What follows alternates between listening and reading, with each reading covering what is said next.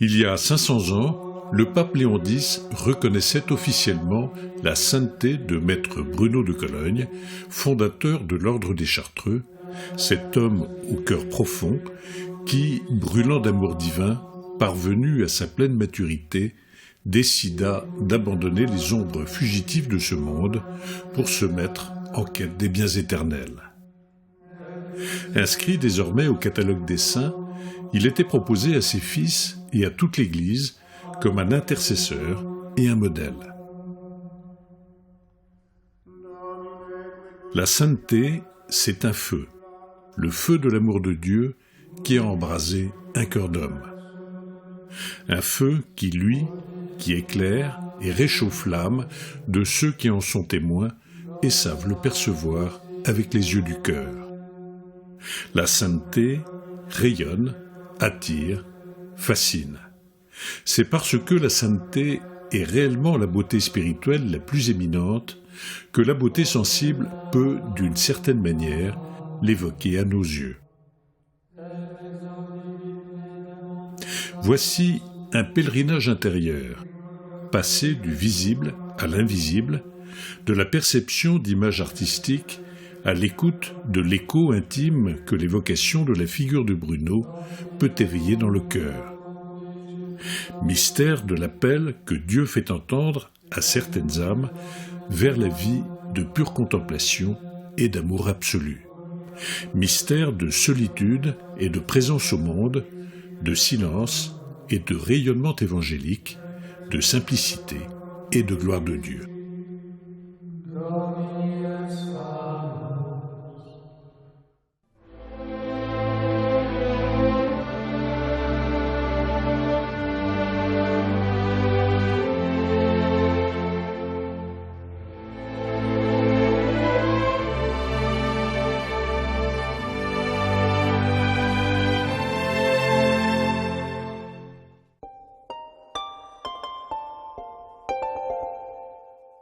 Bruno était allemand. Il est né dans la cité de Cologne, peu avant l'année 1030, de parents réputés dans la ville dont on ne connaît pas le nom. Jeune encore, il fut nommé chanoine de l'église Saint-Cunibert. Mais il vint très tôt à Reims pour étudier à sa célèbre école cathédrale, naguère illustrée par l'enseignement du savant Gerbert d'Aurillac, devenu ensuite le pape Sylvestre II. Bruno devint chanoine de la cathédrale de Reims et, n'ayant pas encore 30 ans, il fut nommé recteur des études de son école. C'était l'une des charges les plus prestigieuses de son temps. Maître Bruno enseigna à Reims pendant plus de 20 ans, se faisant remarquer par sa culture, ses qualités pédagogiques et l'affection qu'il portait à ses élèves. En 1069, un nouvel archevêque accédait au siège de Reims, Manassès de Gournay, proche de la cour du roi. Celui-ci montra en peu de temps une avidité insatiable pour les richesses.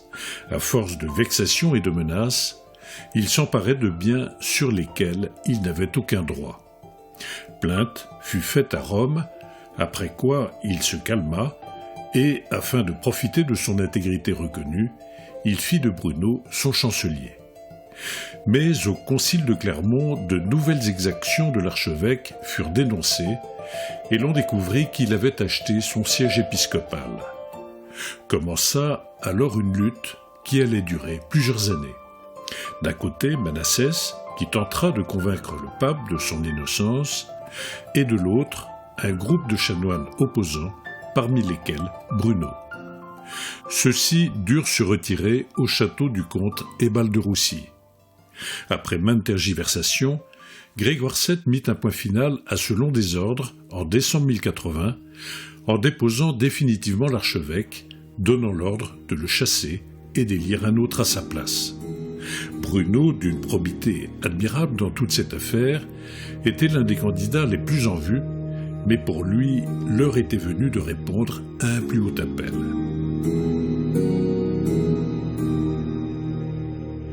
Plus tard, il fera le récit de sa vocation dans une lettre à un ami.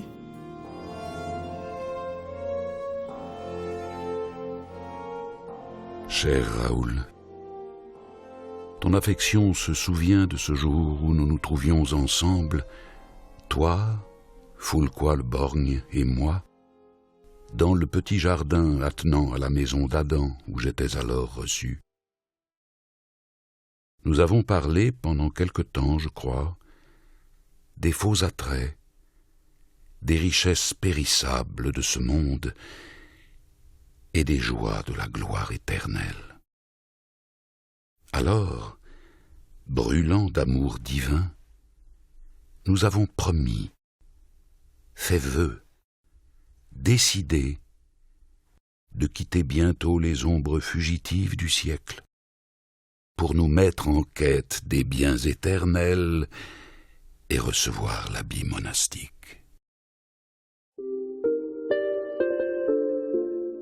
Bruno abandonna alors tous ses biens, les honneurs liés à sa charge, et s'éloigna de Reims pour embrasser une vie humble et cachée. Il avait alors dépassé la cinquantaine. Avec 2 compagnons, il fit un premier essai de vie érémitique à Seichefontaine, à environ 40 km de Troyes, sous la protection de l'abbé réformateur Saint-Robert de Molène. Bientôt, ses compagnons décidèrent d'embrasser la vie cénobitique, mais l'appel de Bruno était clairement tourné vers la solitude et la contemplation.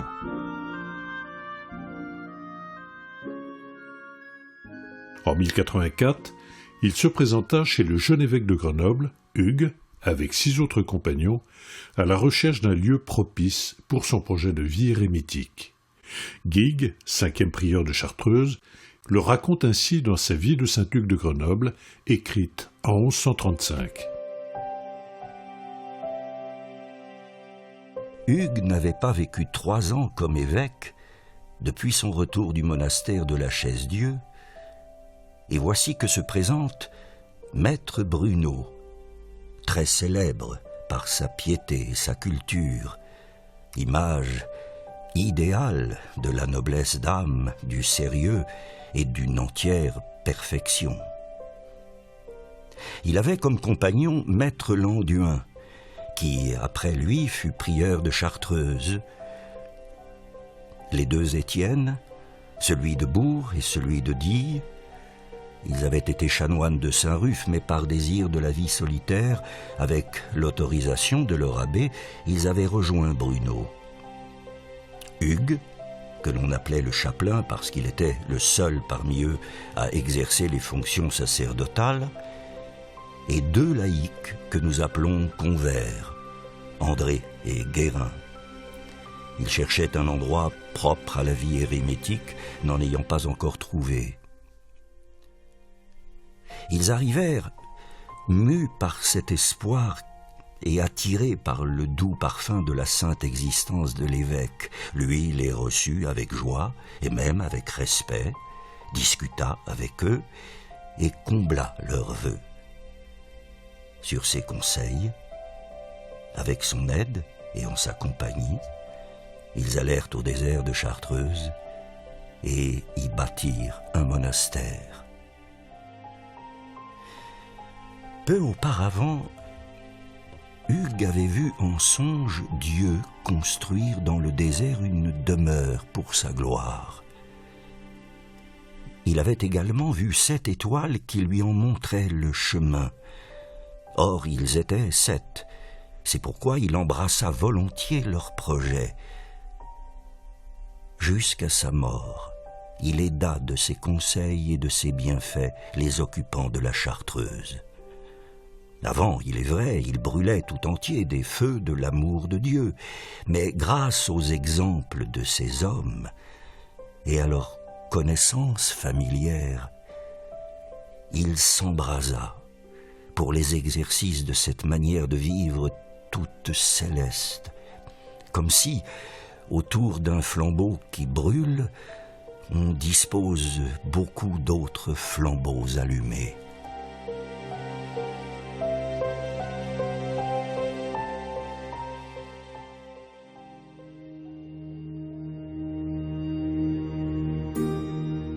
L'évêque conduisit donc Bruno et ses premiers compagnons au massif de Chartreuse, dans une vallée haute et étroite. Ils s'y installèrent, donnant naissance à un nouveau genre de vie entièrement consacré à la prière, dans la solitude et le silence, faisant revivre en Occident un type de vie monastique assez semblable à celui des premiers moines d'Égypte, les pères du désert.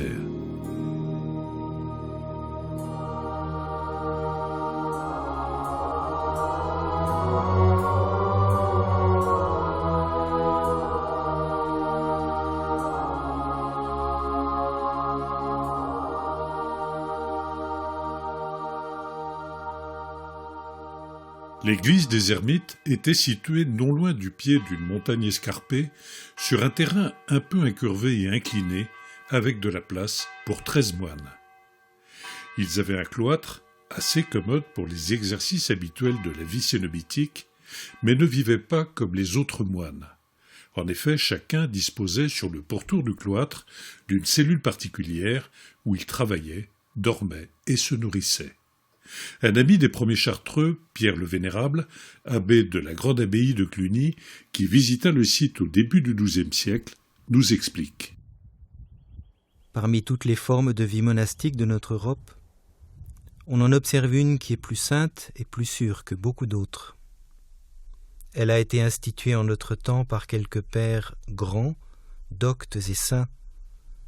Maître Bruno de Cologne, Maître Landuin d'Italie, ainsi que quelques autres qui sont, comme je l'ai dit, des hommes vraiment grands et craignant Dieu. Selon l'antique coutume des moines d'Égypte, ils habitent toujours des cellules individuelles. Là, ils s'appliquent avec persévérance au silence, à la lecture, à l'oraison et au travail manuel, surtout à la copie de livres. Dans leurs cellules, avertis par la cloche de l'Église, ils acquittent pour Dieu le devoir des heures régulières, à savoir prime, tierce, sexte, nonne et complie. Pour vêpres et matines, ils se rassemblent tous à l'église, et là, avec la plus grande attention, ils adressent à Dieu prières et actions de grâce, les yeux baissés vers la terre, le cœur fixé au ciel.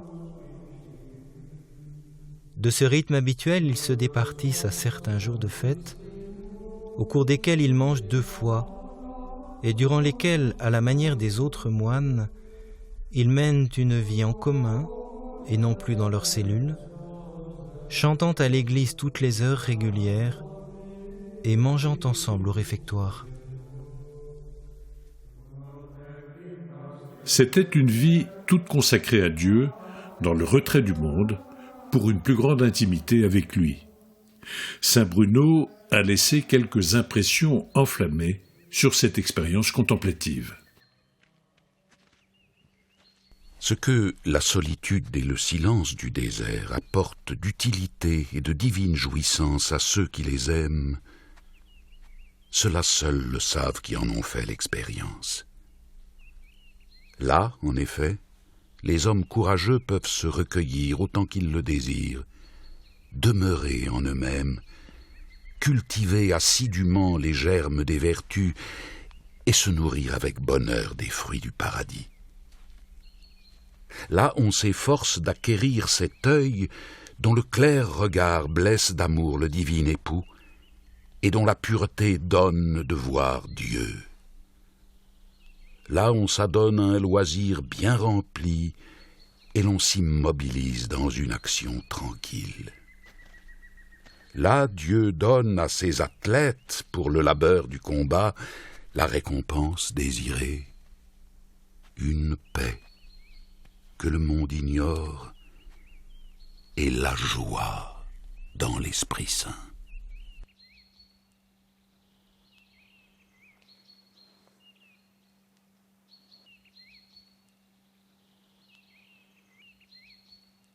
L'amour divin est d'autant plus utile qu'il est plus juste.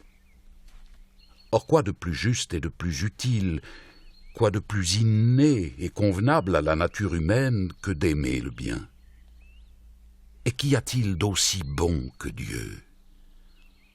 Plus encore, y a-t-il un autre bien que Dieu seul? Aussi l'âme sainte qui a quelque sentiment de ce bien, de son incomparable éclat, de sa splendeur, de sa beauté, brûle de la flamme du céleste amour et s'écrie « J'ai soif du Dieu fort et vivant. Quand irai-je voir la face de Dieu ?»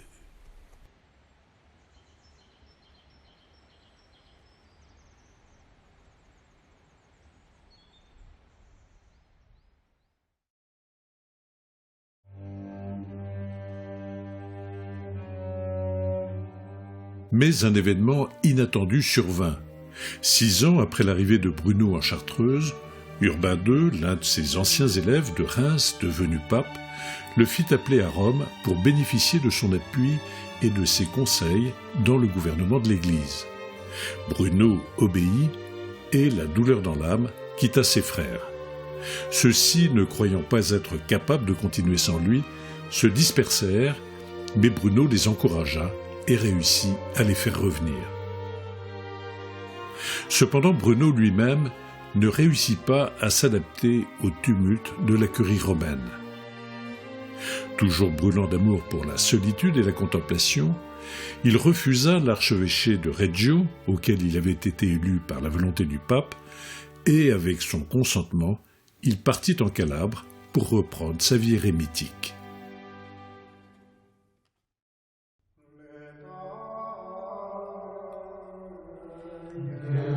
Avec l'appui généreux du comte Roger, prince normand de Calabre et de Sicile, il établit un second monastère au sud de l'Italie, selon son projet de vie exclusivement contemplatif au service de Dieu.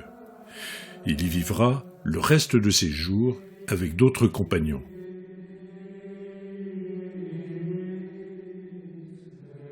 C'est là que Bruno écrivit à son ami Raoul, prévôt du chapitre de Reims, une lettre remarquable dans laquelle il évoque le paysage du nouvel ermitage appelé Sainte-Marie de la Tour. J'habite un désert situé en Calabre et assez éloigné de tous côtés des habitations des hommes. J'y suis avec mes frères religieux, dont certains sont pleins de science.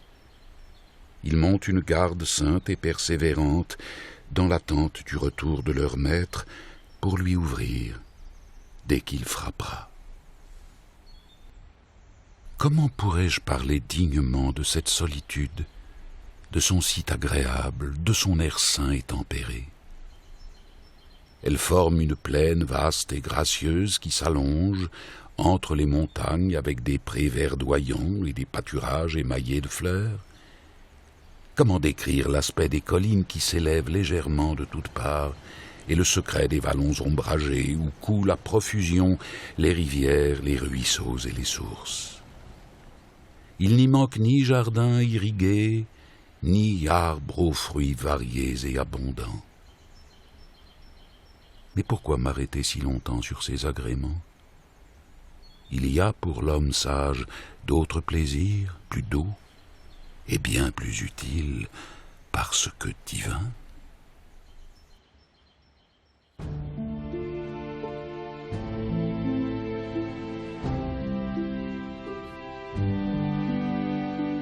Pendant son séjour calabrais, le prieur de la communauté de Chartreuse lui rendit visite afin de discuter avec lui des choses d'intérêt commun concernant l'établissement de la vocation carthusienne. À cette occasion, Bruno, avec une bonté toute paternelle, adressa une brève lettre à ses bien-aimés compagnons de la première heure. Frère Bruno à ses frères de Chartreuse aimés plus que tout au monde dans le Christ. Salut dans le Seigneur. J'ai appris, par les récits détaillés et si consolants de notre heureux frère Landuin, avec quelle inflexible rigueur vous suivez une observance sage et vraiment digne d'éloge. Il m'a parlé de votre saint amour, de votre zèle infatigable pour tout ce qui touche la pureté du cœur et la vertu. Mon esprit en exulte dans le Seigneur. Réjouissez-vous donc, mes frères très chers, pour votre bienheureux sort et pour les largesses de grâce divine répandues sur vous. Réjouissez-vous d'avoir échappé aux flots agités de ce monde où se multiplient les périls et les naufrages. Réjouissez-vous d'avoir gagné le repos tranquille et la sécurité d'un port caché.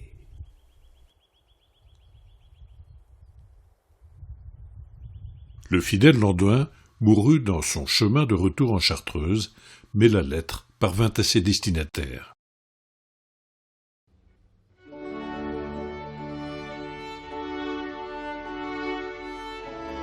En Calabre, Bruno s'appliqua, tant qu'il vécut, à son projet de vie solitaire. Il y mourra, entouré de l'amour et de la vénération d'une trentaine de frères, clercs et laïcs. Ceux-ci envoyèrent une lettre encyclique dans toute l'Europe pour annoncer aux églises et couvents le décès de Bruno et demander des suffrages en sa faveur. Nous, humbles solitaires du monastère de Sainte-Marie dont notre père Bruno fut le fondateur et le prieur pendant sa vie, nous vous dirons en quelques mots quelle a été la mort de cet homme saint. Sachant que l'heure était venue pour lui de passer de ce monde au Père, il convoqua ses frères, passa en revue toutes les étapes de sa vie depuis son enfance et rappela avec beaucoup d'esprit les événements remarquables de son temps. Puis il exposa sa foi en la Trinité dans un discours prolongé et profond dont voici une partie. Je crois au sacrement que croit et vénère l'Église catholique, et expressément que ce qui est consacré à l'autel est le vrai corps, la vraie chair et le vrai sang de notre Seigneur Jésus-Christ, que nous recevons aussi pour la rémission de nos péchés et en espérance du salut éternel. Je crois à la résurrection de la chair et à la vie éternelle. Et ainsi, le dimanche suivant, le 6 octobre de l'an 1101 de notre Seigneur, son âme sainte quitta sa chair mortelle. Priez pour lui et pour nous pécheurs. Restez avec Dieu. Amen.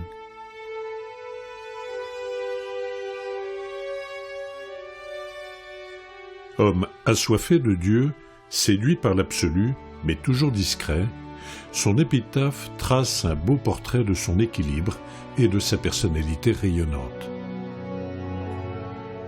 En bien des choses, Bruno dut être loué, mais surtout en celle-ci. Homme à la vie d'une très grande égalité, il fut en cela singulier. Toujours il avait le visage en fête et la parole mesurée. Derrière la rigueur d'un père, il manifesta des entrailles de mère. Nul ne le trouva hautain, mais doux comme un agneau.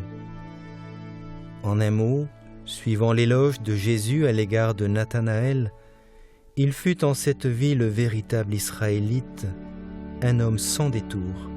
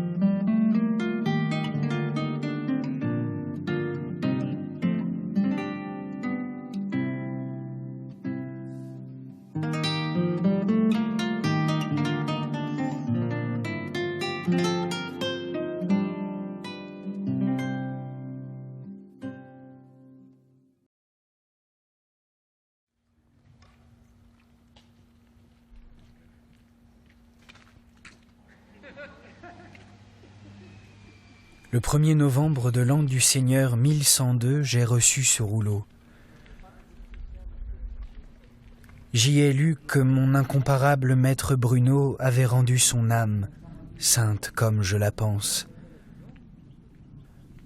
Certes, je me réjouis de la glorieuse fin d'un tel homme, mais comme j'avais l'intention arrêtée de me rendre auprès de lui sous peu pour le voir et l'entendre, pour lui confier tous les mouvements de mon âme et pour me consacrer à la Sainte Trinité avec vous, sous son gouvernement, je me suis troublé bien au-delà de ce que je puis dire à la nouvelle de sa mort inopinée, et je n'ai pu retenir d'abondantes larmes. Moi donc, Ménard, prieur bien indigne de nombreux moines dans le monastère de Cormery, je suis originaire de Reims. J'ai suivi pendant quelques années l'enseignement de maître Bruno, et grâce à lui, selon la volonté de Dieu, j'ai fait de grands progrès. C'est pourquoi, jusqu'à mon dernier soupir, je nommerai ce maître dans mes prières avec tous les amis du Christ.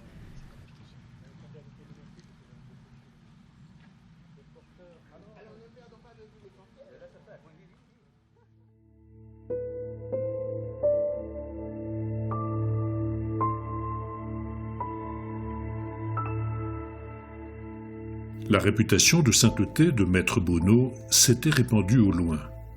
Le frère convers qui portait la lettre encyclique put constater que partout, en France, en Italie, en Angleterre, l'ancien maître et le fondateur de Chartreux étaient connus et vénérés. En tout lieu, on faisait l'éloge de son profond savoir, de ses vertus éminentes et des services qu'il avait rendus à l'Église.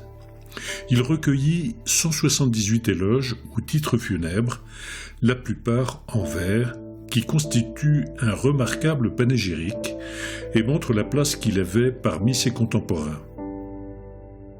Particulièrement importants sont ceux de la cité de Reims, qui signaient combien Bruno s'était toujours montré un exemple pour ceux qui le côtoyaient, et comment il leur enseignait la manière de mépriser les choses périssables de ce monde pour obtenir la récompense céleste, ou celui de l'église de Grenoble, présidé encore par saint Hugues, qui l'inscrit sur la liste de ces hommes illustres. Mais plus émouvant est le titre de ces bien-aimés fils de Chartreuse, pour lesquels, malgré plus de 10 ans d'absence, Bruno restait le seul vrai père. Nous aussi, frères de la Chartreuse, plus que tous les autres, sommes affligés et privés de notre consolation de notre très bon père Bruno, homme de grande renommée. Ce que nous allons faire pour son âme sainte et bien-aimée, nous sommes incapables de lui mettre un terme. Le bien qu'il nous a fait mérite infiniment plus que tout ce que nous pouvons et ce dont nous sommes capables. C'est pourquoi nous prions, et prierons sans fin pour notre unique Père et notre Maître, et tout ce que prescrit notre coutume comme messe et autres exercices spirituels pour les défunts, nous nous en acquitterons toujours comme des fils pour le salut de son âme.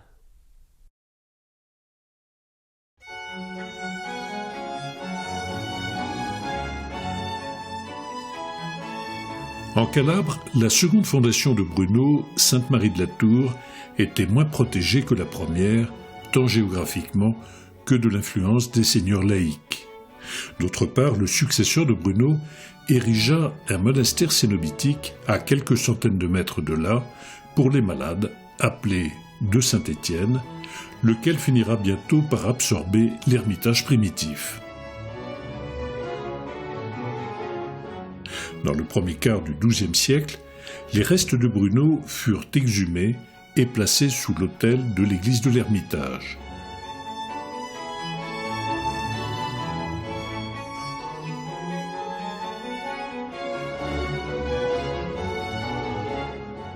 À l'abandon de celui-ci, la dépouille de Bruno fut transférée sous le pavé du sanctuaire de l'église du monastère cénobitique.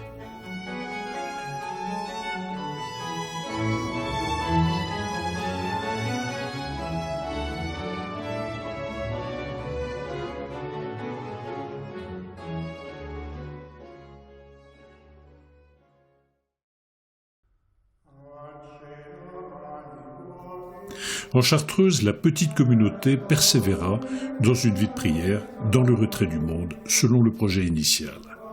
Une vie de conversion, d'humilité et pauvreté, dans des conditions existentielles assez rudes. Mais cette ferveur et cette fidélité à l'orientation érémitique auront un véritable rayonnement. À partir de 1115, l'ermitage de Portes et plusieurs autres communautés demandent à se rallier au mode de vie instauré par saint Bruno. C'est à leur supplication et à celle de saint Hugues de Grenoble que le bon prieur Guigues rédige la première règle des Chartreux qu'il nomma avec modestie les coutumes de Chartreuse. Cet ouvrage, terminé en 1127, reste encore aujourd'hui le fondement de la législation carthusienne.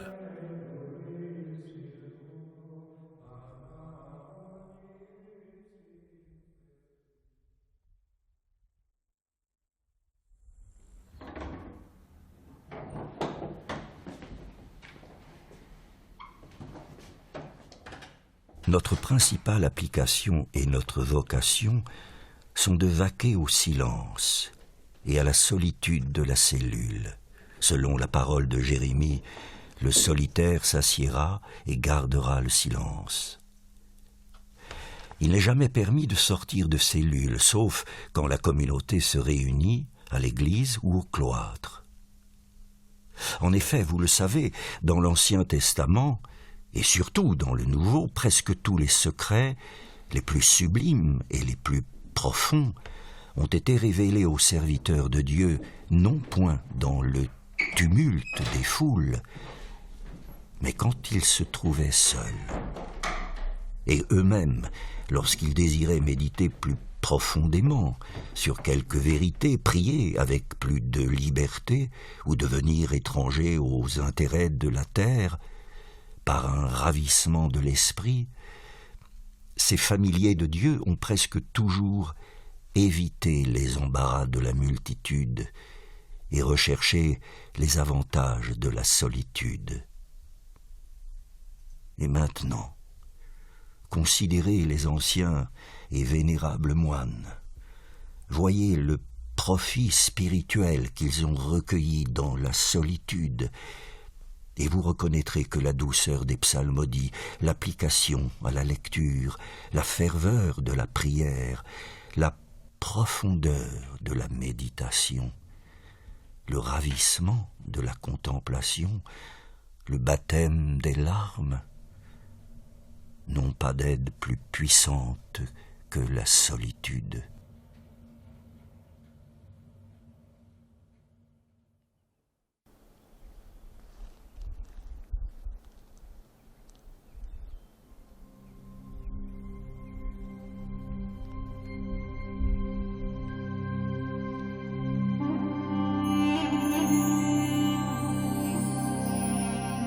Après 40 ans de mûrissement, l'aventure carthusienne était lancée.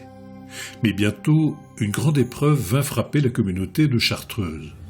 Au mois de janvier de 1132, tandis que Guigues et les siens s'adonnaient à la prière dans la solitude des montagnes, une masse énorme de neige se précipita des sommets rocheux avec une soudaine impétuosité, emportant dans son effrayant tourbillon et ensevelissant toutes les cellules, sauf une, et avec elle 6 moines et un novice.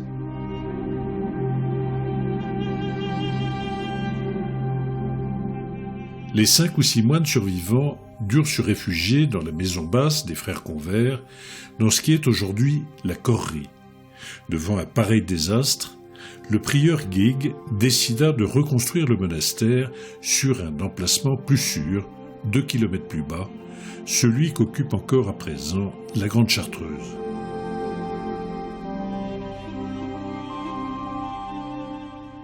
On transféra avec vénération la dépouille des tout premiers Chartreux, les compagnons de Bruno, et on les déposa sous l'autel d'une chapelle du nouveau monastère. La première approbation pontificale des coutumes de Chartreuse et de l'ordre naissant fut accordée par le pape Innocent II en 1133. Guigues vivait encore, saint Hugues était mort quelques mois auparavant. En 1140 se réunit le premier chapitre général, sous la conduite de saint Anthelme, qui unira toutes les maisons dans la charité et veillera à la préservation de l'observance carthusienne au cours des âges. À la même époque, les religieuses de Prébaillon, dans le sud de la France, vivant sous une règle locale, demandèrent leur affiliation aux Chartreux, donnant ainsi naissance à la branche féminine de l'ordre qui l'a toujours accompagnée depuis. Cette forme de vie monastique, une communion de solitaires, allait essaimer progressivement.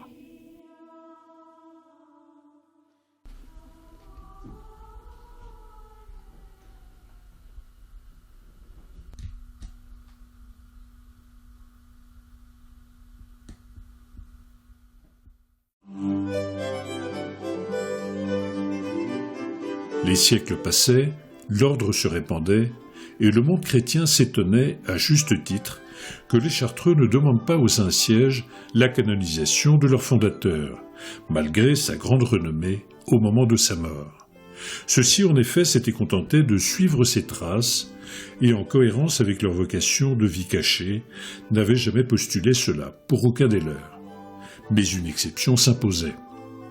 Le chapitre général de l'ordre, sous la direction du révérend père général don François Dupuy, homme brillant et cultivé, décida qu'on fera les démarches nécessaires. La requête fut officiellement présentée au souverain pontife en 1514. Le pape de l'époque était Léon X, fils de Laurent le Magnifique. Sa récente élection avait été accueillie avec satisfaction. C'était un homme de paix et d'une culture raffinée, formé avec les grands humanistes, mécène généreux des savants et des artistes, parmi lesquels Bramante et Raphaël. Avec lui, la Renaissance parvint à son apogée, mais son pontificat vit aussi la naissance de la Réforme protestante, événement majeur dans l'histoire occidentale. Léon X accueillit avec bonté la demande des Chartreux, en confirma le bien fondé, et le 19 juillet 1514 autorisa la fête liturgique de Bruno de Cologne par ce qu'on appelle une canonisation équipolante, c'est-à-dire par un décret émanant de sa propre autorité, sans passer par l'habituel procès de canonisation.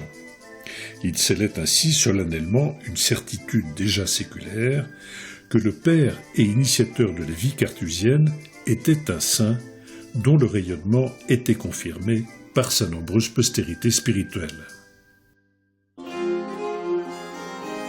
Cette année de la canonisation de Saint Bruno marque une date importante pour l'ordre carthusien. L'année précédente, Léon X avait ordonné par une bulle la restitution du monastère calabrais de Saint-Étienne aux Chartreux, et les moines reprennent possession de la maison au mois de février 1514. Ce monastère, pour différentes raisons, était devenu une abbaye cistercienne pendant le XIIe siècle et avait perdu pour ce motif tout lien avec la Grande Chartreuse. Par contre, les reliques du saint fondateur s'y trouvaient encore, ainsi que d'anciennes archives. On y retrouva le rouleau funèbre de saint Bruno, qui contenait les éloges recueillis dans toute l'Europe à la suite de sa mort. On retrouvait également sa profession de foi, prononcée sur son lit de mort, ainsi que ses 2 épitaphes, écrites par ceux qui l'avaient connu.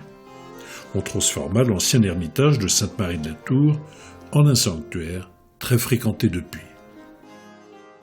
L'imprimerie était une invention récente, dont François Dupuy publia, avec les titres funèbres, la première biographie imprimée du saint à Bâle en 1515, laquelle eut un retentissement considérable. L'inscription de Maître Bruno dans le catalogue des saints, et plus tard, en 1623, l'extension de sa fête à l'Église universelle, suscitèrent un intérêt renouvelé pour sa figure spirituelle. La nécessité de le représenter apparut également. De grands artistes reçurent la charge de le faire, son iconographie allait connaître un grand développement.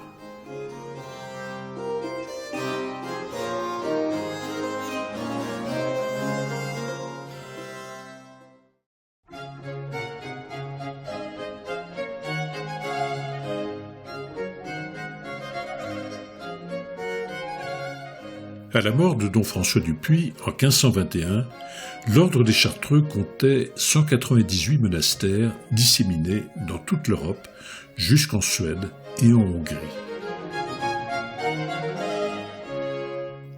Jamais l'ordre n'avait été aussi florissant. Il comptait environ 5600 religieux, moines et moniales.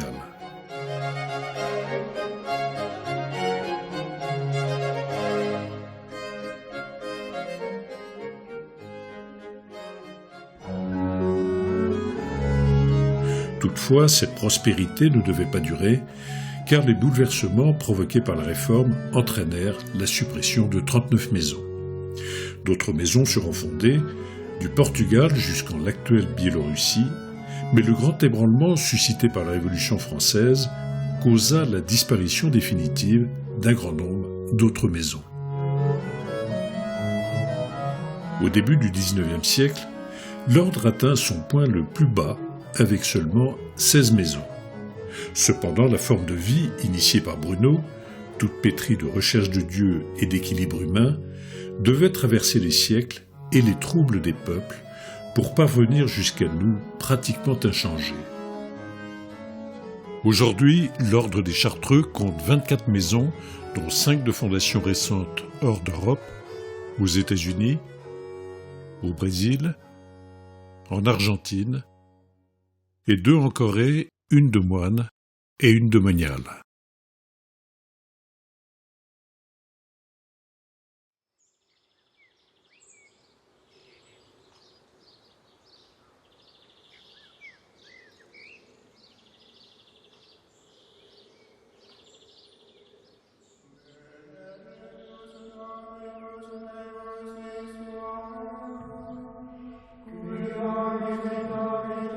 La vocation contemplative est pour le monde un témoignage de la primauté du spirituel, un signe avant-coureur de l'univers renouvelé. Mettant en valeur de façon spéciale la vie de prière de l'Église, elle exprime le fort désir d'entrer en communion de vie avec Dieu, abandonnant tout le reste pour se laisser saisir par son amour infini, pour vivre seulement de cet amour. Saint Bruno le savait bien, lui qui écrivait à son ami Raoul sur son expérience contemplative.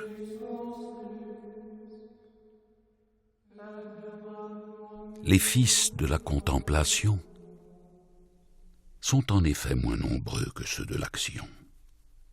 C'est elle, la meilleure part choisie par Marie et qui ne lui sera pas enlevée.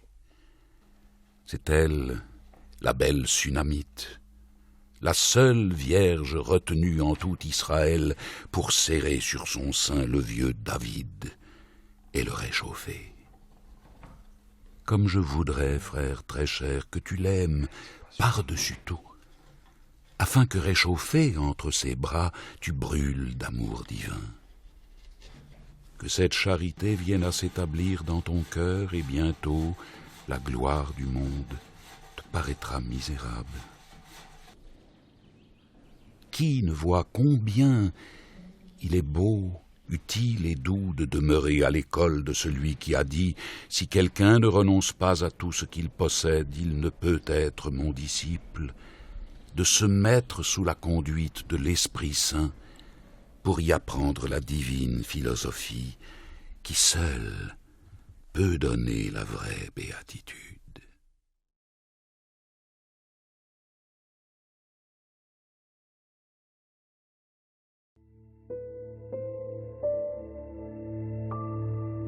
Une tradition très ancienne, transmise de génération en génération, nous dit que Bruno aimait à s'écrier « Oh, bonitas! Oh, divine bonté !» Il était parvenu à se vider de lui-même pour être tout rempli de Dieu. Bruno a tracé un chemin dans le désert. Cherchant Dieu seul, par son intimité féconde avec lui, il est devenu l'aîné d'une multitude de frères, le père de nombreux enfants. Depuis plus de 9 siècles, dans son sillage, des milliers de moines et de moniales, séduits par l'absolu de Dieu, ont été interpellés par la radicalité de son engagement à la suite du Christ. Touchés par son rayonnement spirituel de droiture et de force, d'humilité et de tendresse, d'ardeur et d'allégresse, ils se sont sentis appelés à marcher à son école, dans une vie toute vouée à Dieu, dans le silence et la solitude, associés ainsi de façon particulière à la Vierge Marie, laquelle gardait toutes choses, les méditant dans son cœur. L'exemple de Maître Bruno continue d'être également une source d'inspiration pour bien d'autres chrétiens engagés dans le monde qui tendent à une union à Dieu profonde et discrète.